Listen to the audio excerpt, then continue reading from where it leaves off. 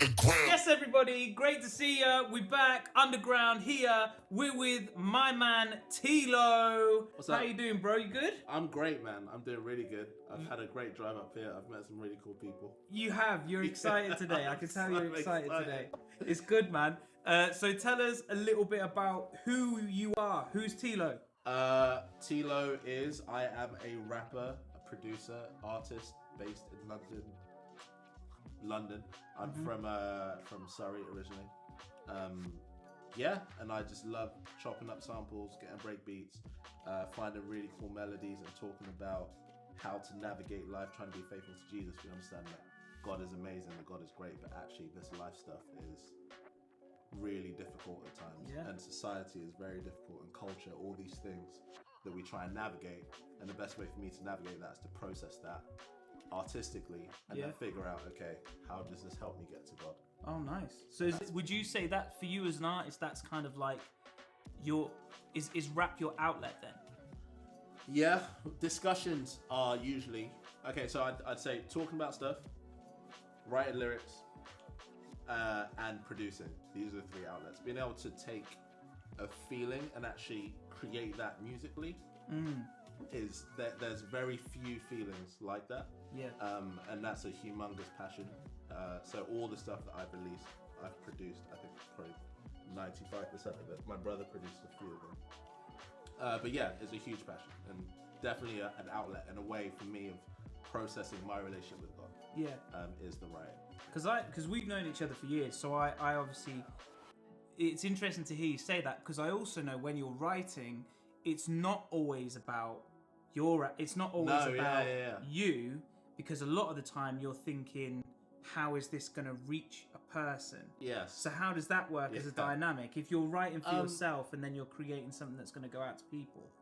If you look at the most impactful art across genre, there's usually this great balance of specificity and universality.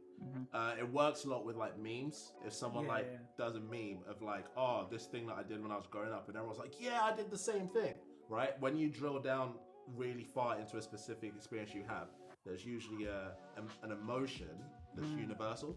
So if I write something that's about my life, I also try and comment on how I felt, why I felt that way, what was causing those feelings, because that's the thing that can draw other people in. I felt that way too. I've actually had a similar experience that caused a similar feeling in me. How did that person work through it? You know, so it's balances still though. You know, sometimes you go too far this way, too far this way. Yeah, of course.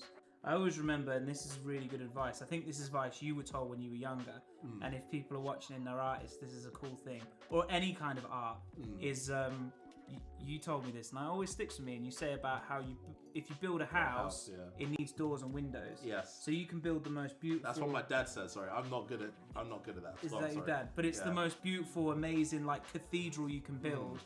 But how's anyone going to see it if it's got no doors and windows? Yeah. And I suppose what you're saying there is that thing that's the universal thing that you said that everyone can resonate with is kind of the door into this beautiful 100% art that you create. Yeah, because when you're an artist, you're trying to create.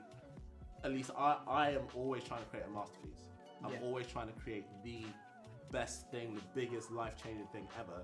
But if it just stays there on the skyline, or it's just like about and people can't come in and enjoy it, well then you're screwed. And really, the only way that people can come in is if you invite them in. And in order to invite them in, you have to build a gateway for them to come in. So the reason my dad said that is because I was horrible, I was horrible at like choruses and like just things that like bring people into the art. So I'd have these really high concept things, and like no way of you being able to come in. Yeah. And so it's like, how do you ground what you're saying regularly in something that someone can attach to and go, okay, for the purpose of the concept or the story or whatever, because you want everyone to get to this point at the end. You know, we're trying to lead you guys through to this place where actually we understand who God is, we understand what this culture is saying, and you know how we can go forward. And in order to get there, you've got to be able to, it's like you're walking, you just got to check, are you with me every so often? You know? Yeah. Which I wouldn't do. I'd just steam off. Be like, you know, come on with me, you know. I'm never going for a walk with him again. Yeah, exactly. But we're learning, you know. It's all about mastering your craft. So no, 100. Slowly. No, it's good. It's good. And that I always remember that stuck with me, particularly that even when I'm writing my own music now, it still's like I'm like, where are the doors and windows? Where are the doors and windows? Totally. So obviously you are a man of faith. You've mentioned that, as in like you follow Jesus. I do. How did you come to a place in your life where you were like, okay, this God stuff's for me? I was really blessed to grow up in a Christian family. Both of my parents, very faithful Christians. It was one just by title. They actually really love Jesus. Yeah. So it was somewhat normal to me. I was born into a traditional like West African Pentecostal church, then moved out of London young to Surrey, and then started going to this like really old kind of evangelical smaller church. And I remember it being really like jarring, like how are these people saying they're worshiping the same God in such different ways. And like what, like it was really weird. But I went to a camp when I was 9, which is like foundational young Christian experience, just going to a camp. And I remember seeing these 16, 17-year-olds like just sitting around playing guitar, and like they just looked peaceful. I looked like they were just actually enjoying themselves and enjoying life. Yeah. And I was like, what is it? So I remember asking about it, and they put it all to Jesus. It says, because we know who Jesus is and he gives us his peace and rule. 16-year-old said that. Mate. What? So I was like, sick. it's like, I want some of that, please. Yeah. So yeah, pretty much from then. I mean, I was 9, so you then go to secondary school, and it's like, oh, actually, I can be the popular black guy that raps and plays basketball. You know, maybe try a bit of this, and was doing that somewhat successfully, and then. Yeah, because you were a really good athlete. Did you represent Britain? Am I right in thinking that, or have I made that up? No, I played for England basketball, but it's nowhere near as impressive as it sounds. So. I mean, there's a few England squads. Yeah. And you have a development squad which is larger, and then the European Championship squad which is a bit smaller. Okay.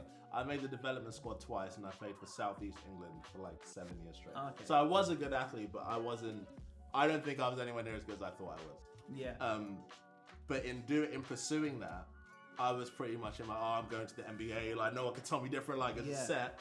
And I broke my leg in a school game like a month after getting selected to play for England.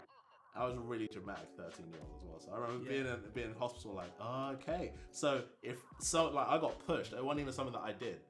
If that can happen and seemingly my life is just over, or what I wanted in my life is over because of that, none of this means anything. Like none of it means anything. I was sitting in hospital. I remember I went through everything in my life and went, this is all nonsense. All of it. The only thing that could stand up to that kind of thinking was God, because it was the only thing that would make sense of like the randomness and like there being a purpose for each person. So at that point, I've really started to apply myself more to it, and tried to investigate as many faith and belief systems as possible. The reason Christianity stuck beyond it just being what my parents believed was that everything else is kind of like a point system, like The Good Place. Yeah. Where it's It's like, okay, here's God, you've done wrong, so tally up more good than bad. And I was just kind of stuck like, if God's perfect, what is all your good deeds gonna do for him? Can't do anything. Like he's perfect, you know. Christianity was the only thing that was like, and not even Christianity, but like Jesus is the only person to ever go, no, yeah, that's the point. You can't do it. That's exactly the point. Yeah. So let me do it for you. And I was like, oh, okay, this is clicking with me. So. Yeah. No, that's sick.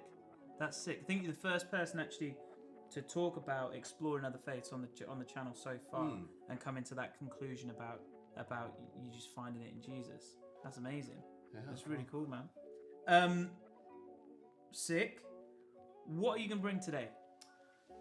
So I've been working on a bunch of different tracks and just trying to figure out, again, like I was saying, the different styles of writing and how to bring people in. I'm trying to be more open, and instead of doing high concept, I actually just try to talk about where I am. I've got this track called Realistic, where I'm 26 and I'm studying a lot of artists that 26, 27, 28 is like their artistic prime. And when I was 20, I was visualizing myself being in some grand position at 26, right? So getting here now and the fear that starts coming in of like, oh man, like I'm married, I got rent to pay, I fortunately haven't any kids yet, not as in like responsibility wise, like limited responsibilities, but they're starting to grow. Can I keep pursuing this thing while growing these responsibilities, just living life? especially at this stage. So this track kind of talks about trying to balance that and deal with that, and remember actually, what am I measuring myself by? I'm measuring myself by a culture that is always moving and always changing the goalposts, or is it by who God is and what God's called me to do? Because if it's that, then what am I setting a deadline on it for? It doesn't make any sense. Yeah. It's not mine to set a deadline on. No, you know, but if I'm looking at cultures, I'm going 26, 27, 28. You've not done it by now, then you know. You've told me that I'm 28. I thought it was 30. I thought it was 30. Well, again, but this is the thing, and you have people that like completely shatter the mold and break the mold because of the dedication to the craft and the work, but also like for us, for people that really believe in God, it's just so not up to us, you know. Yeah. My job is to do the best with the gift that I've been given. That is my job. If I do that, I've done it. All this other stuff is other stuff, and that doesn't mean it's not important, but it can never supersede this thing of just doing what God's asked me to do. Yeah. Because when it does, that's when everything starts crumbling. And you can be successful doing it too, but it's gonna crumble because there will never be enough of that. You'll never be fulfilled in that. And it's all really easy to say this stuff when you don't have it. If we start to get a little bit of it, now maybe I'll start feeling, maybe I should chase that. But that's kind of why I wrote the song. You write the songs, you write the thought when you have it.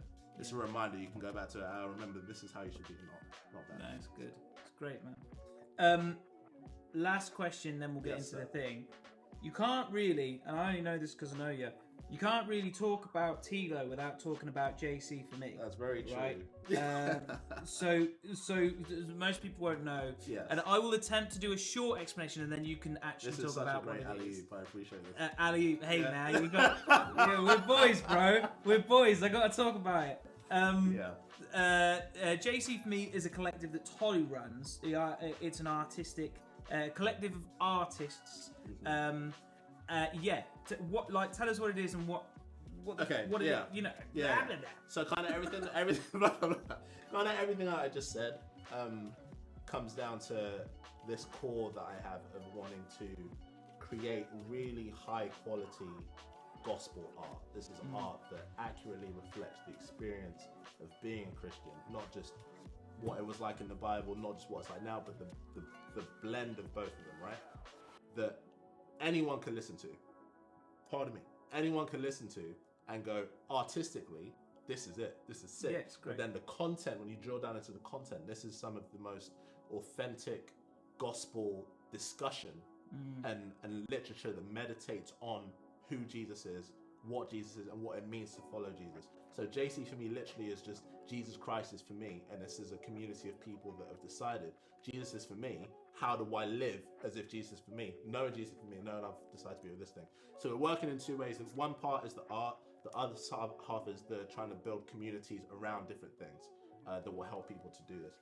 We're very early doors in trying to formalize that way of doing things, but it's something that I hope we can build in terms of regular touring schedules throughout the country, especially with 18 to 25s, young people at uni and starting to go into the workforce that are trying to figure out what it means to live with Jesus in their day-to-day lives. You don't have to be in church, you don't have to be all these kind of things. Actually, just in your office job or in your community work job, whatever, how do you live in faith?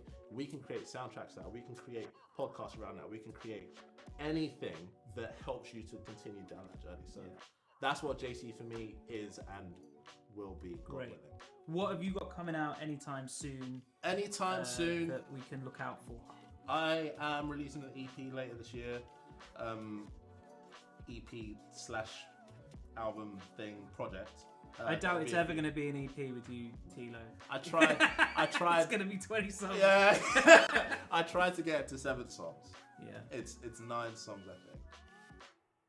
But yeah, that's going to be coming out later this year, and then we've got a few shows coming up too. We're just going to be trying to formalize. Amazing. A touring schedule. And how can people find you on social media? Yes. That's your camera.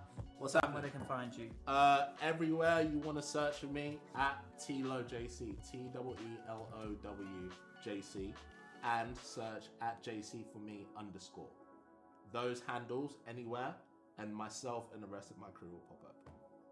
Amazing. Well, man, thank you very much for being with us. Thank You're gonna you do so some much. Let's do some rapping stuff now. Yeah. You're gonna do it.